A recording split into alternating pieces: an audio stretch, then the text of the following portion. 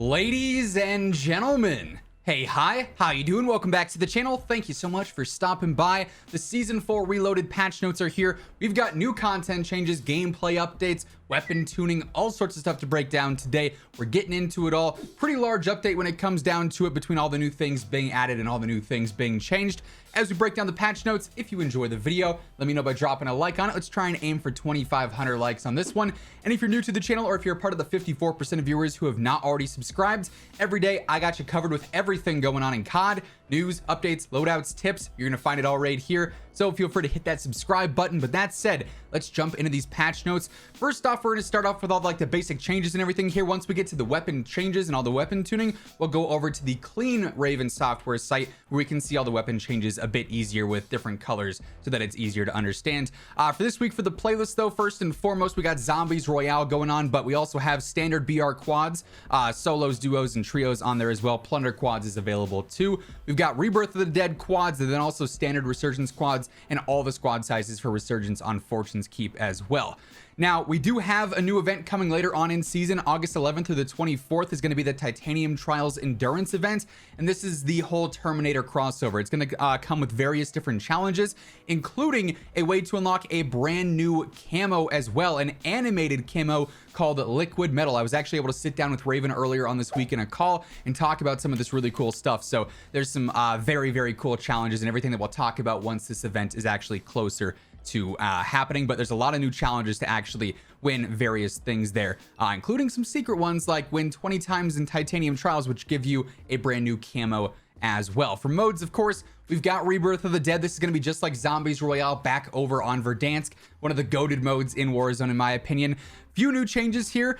If you end up getting a finishing move as a zombie, you'll be instantly redeployed, which is really cool. And there's going to be an infestation meter. When that fills up, all the spectators are returned back as zombies, so there's more opportunities for kills, which is really cool. There's also a few secret calling cards you can get if you get a finishing move as a zombie or win a match as a human. You get 2 different calling cards for that. Like I said, Titanium Trials Endurance coming on the 11th. Basically, Iron Trials with a few rule changes here. We'll go more in depth on this once it's closer to happening.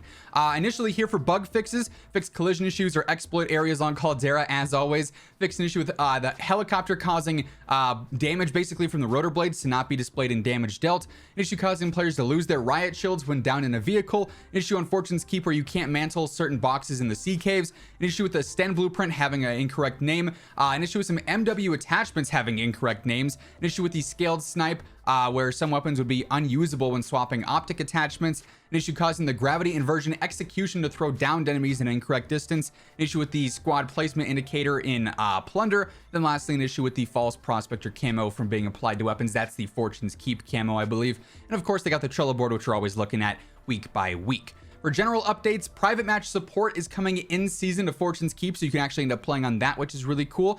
For gameplay, we of course have the Cursed Ground event that's going on Fortune's Keep already. Portable redeploy balloons are now going to be available in game, which is super cool. They have half the health of a normal redeploy balloon, a shorter launch distance. They'll despawn after a certain amount of time. They have their own custom identifier on the map, and you can find them as ground loot, or if you do a supply drop contract, you can get one there as well. Bomber planes are also back now in Caldera Battle Royale. This is the nerfed version of them, so hopefully they won't be too obnoxious, if you know what I'm saying. For quality of life updates, teammate buyback. Previously, if a player had enough money and a redeploy token, it would always use the redeploy token. Now you're going to have the option to use the money first, which is really nice. The gas circle on Fortune's Keep also being updated. The radius size and the timings have been rebalanced to make the match a little bit more fast-paced, which is really cool. Radar jammer drop rates on Fortune's Keep are being reduced, which is a huge issue with the map. I'm glad to see that's being updated. Respawn loadouts have been updated, so that's going to be just new loot and whatnot available on the map. The armored SUV is getting a nitro boost on any map that it's available on, obviously, which I think is just Caldera, so that'll be able to go extra fast now. Trophy systems have been previously able to destroy field upgrades, so that's not going to happen anymore. It won't destroy your portable gas mask or your PDS, whatever it's called, so that's a nice little update. Legendary supply box rates have been increased on Caldera, so you should find more of those. We also have previous adjustments, but we've covered those in old different patch notes.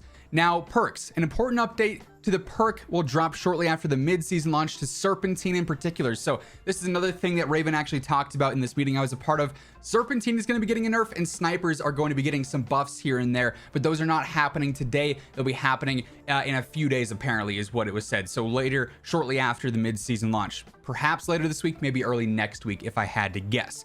Tactical equipment, the thermite was actually buffed a little bit, so that'll make it a little bit more, you know, I guess, advantageous to use. I still wouldn't use it over like a throwing knife or a semtex, even though, to be honest.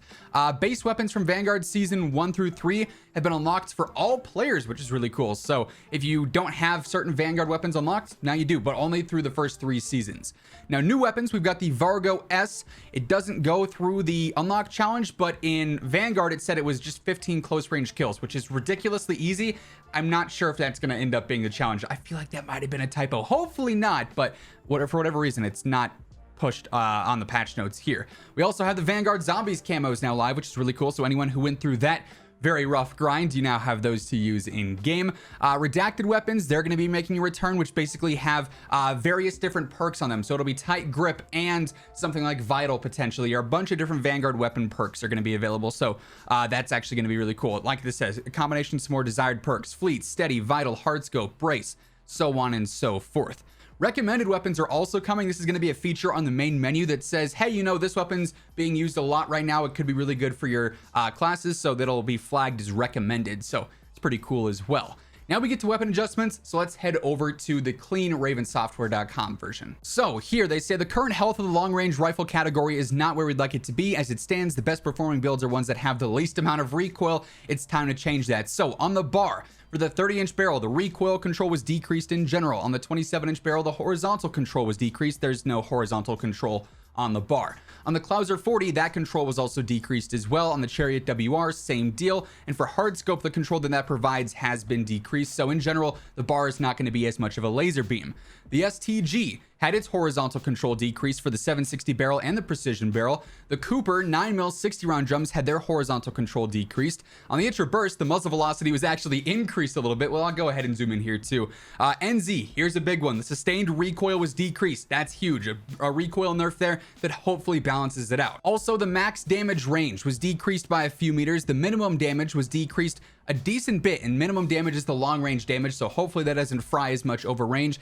And the neck multiplier was also decreased, so hopefully some significant of enough nerfs to the NZ to actually switch things up. That min damage range decrease and that damage decrease in general should be enough to definitely push forward some other weapons. Here's a big one though. The Nikita actually got buffed. We just talked about this the other day. This weapon's insanely good, and I think a lot of players are going to start using this. So the movement speed scale was increased and the ADS movement speed scale was increased. On the Empress 613 barrel also, I think this is a barrel, the movement speed was increased, ADS penalty was decreased a little bit, but it's got better control, and the sprint to fire penalty was decreased. And then on the 60 round drums, the damage range was decreased a bit, the velocity was also decreased, but the control and hip fire accuracy was increased. So that's the low recoil, basically laser beam magazine. They're not necessarily the best for TTK, but still really good. Surprisingly, they nerfed the KG. The max damage range was decreased, the minimum damage, so long range damage, was decreased by 1, and the headshot multiplier was decreased. The shrouded barrel also had its horizontal control decreased by 15%, and the 30-06 60 round drums, the control penalty was decreased as well. So KG might not be taken over as a new top tier weapon based off of those nerfs, unfortunately. The AMAX, we got some buffs. Also, a buff to the Kilo. Okay, I'm getting ahead of myself. AMAX, minimum damage increase, so long range damage is better now. Headshot multiplier is better. The Kilo, minimum damage step was removed. The Kilo is back. I'm just going to throw it out right now. The minimum damage, long range damage was also increased significantly. The Farah, max damage range increased by a few meters. The Krig, mid damage increased a little bit, which is not too bad. Also, the headshot multiplier was increased. So Krig honestly making its way back up into the meta. M13 neck multiplier was increased significantly. So the M13 also now back up there as a top tier weapon. I'm not gonna lie, I'm gonna tweet about this really quick. All right, my tweet's sent. If you don't follow me over on Twitter at WhosImmortal, feel free to do so. The Volk headshot locational multiplier was increased, so that'll be a little bit stronger. The Granko 40 has more capacity now. No damage penalty, but its range is worse, so is its control, but its fire rate's better. On the 30 round mags, no damage penalty, fire rate was increased, damage range and control decreased though. And then on the 45 round drums, better velocity, better damage bonus, but worse vertical control. For SMGs, the Armaguerra had its precision barrel headshot multiplier or locational damage decrease, and I'm pretty sure that's the barrel that ends up helping the actual damage on headshots, so kind of an unfortunate nerf there. The Blixen headshot multiplier decreased, minimum damage decreased, movement speed scale decreased. So there's some Blixen nerfs there. On the RMK barrel, the minimum damage was also decreased, but the F3 barrel is still the best barrel. And the 54 on mags headshot damage was also decreased a bit. So damage in general on the Blixen gonna feel a little bit worse. That should help balance it out some, but I don't think that's fully a nerf that's gonna take it out of the meta. The Marco though actually got some significant nerfs as well. Max damage, so close range and mid damage both end up getting nerfed there, and the neck multiplier was also decreased, and the Lesto barrel multipliers have been removed entirely. The UGR actually got a buff here. Upper extremity locational damage multiplier increased, max damage range and mid damage range all increased as well. Still kind of a niche weapon. I'm not sure if that one will be top tier. The Uzi ended up getting a minimum damage range increase and a neck multiplier increase, and the MP5 max damage range increased, locational for the neck increased as well. Now for shotguns, the following shotguns max pellet damage have been increased by 26% for the Ironhide, the Einhorn, the Double Barrel, the Combat, the 725, Model 680, VLK Rogue, and Hauer. They're still going to be niche, but they're going to do some more damage now. The Gallo max pellet damage was increased to 25. Graciato had its max pellet, mid 1 pellet, mid 2 pellet, and minimum pellet damage all increased. The Origin had its max and min pellet damage increased, and the Street Sweeper had its minimum pellet damage increased.